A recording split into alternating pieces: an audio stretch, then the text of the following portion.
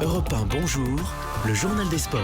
Samuel Etienne. Juste après le journal d'Hélène Zélani, toute l'actualité sportive maintenant avec l'ami Jérôme Lacroix. Comment ça va ? Ça va très bien et vous ? Bonjour Jérôme, à tous. très bien, merci. À la une ce matin, la prudence, qui on le sait, est mère du succès. Voilà, c'est ce que se disent plus que jamais ce matin les footballeurs de Lyon et leurs dirigeants. Après hier soir, la belle performance rodanienne en 8e de finale allée de la Ligue Europa, la petite Coupe d'Europe, succès 4-2 face aux Italiens de l'AS Rome, l'une des plus fortes équipes de la compétition. Alors, 2 buts d'avance, c'est bien. L'histoire des Coupes d'Europe promet aux Lyonnais 68,5% de chances de se qualifier au retour. Méfions-nous. Mais tout cela, voilà. Qu'est-ce que ça veut dire au surlendemain de l'élimination rocambolesque du PSG en Ligue des Champions ?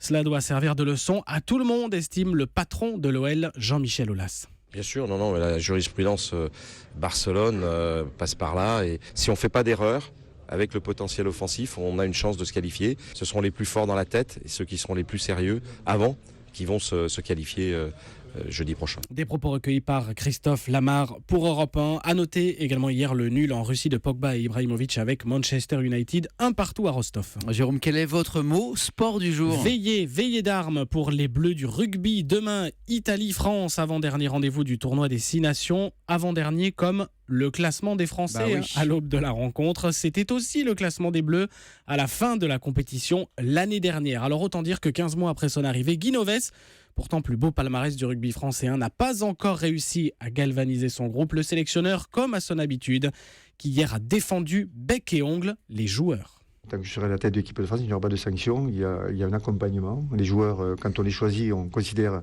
qu'ils ont des qualités. Quand ils sont moins bien, il peut y avoir des raisons humaines, des raisons physiques, des raisons mentales, qui font qu'un joueur qui a été brillant, puisqu'il est là, est momentanément moyen. Des propos recueillis par Simon Rubin pour Europe 1, Italie-France, demain 14h30. Attention, les Bleus ont perdu 2 de leurs 3 derniers déplacements de l'autre côté des Alpes. Un autre rendez-vous de cette fin de semaine, ce sera Paris-Nice, les 3 dernières étapes de la course cycliste avec un leader encore ce matin et en position d'inscrire pour la première fois depuis 20 ans le nom d'un Français au palmarès, Julian Alaphilippe, maillot jaune avant la 6e étape aujourd'hui.